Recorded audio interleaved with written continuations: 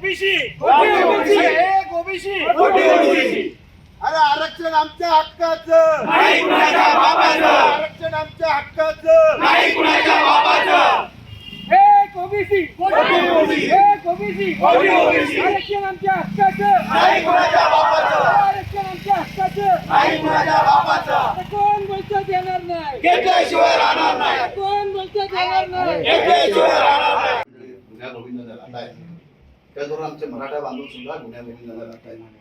समाजामध्ये कुठली तेढ निर्माण व्हावी असं कुणाचं काय म्हणतं